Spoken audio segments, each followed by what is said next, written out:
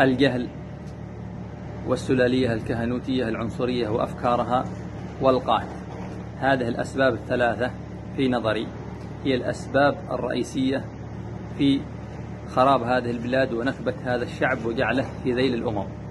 ومتى ما استطعنا محاربة هذه الأسباب الثلاثة واستئصالها أو على الأقل تقزيمها وتحجيمها، أعتقد سيتغير الواقع المؤسف في مدة يسيرة.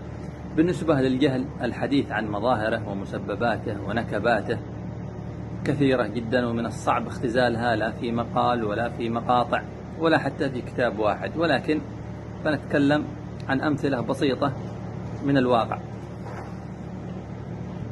اليمن عبر تاريخها ولادة بالرجال الشرفاء الأحرار الثوار المناضلين. وينهم؟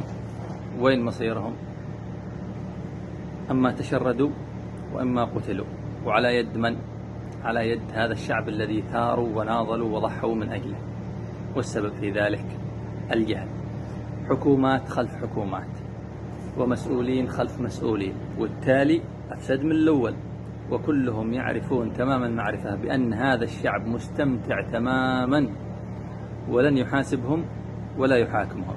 والسبب في ذلك الجهل. انظروا لمعظم حكامنا في التاريخ الحديث على الأقل، جعلوا من بلادنا من حضن دولة إلى حضن دولة أخرى. هكذا جعلوا منا أتباع ومسيرين، وكأننا لن نستطيع أن ننهض أو نرتقي إلا إذا كنا أتباع أو في كنف دولة خارجية. والسبب في ذلك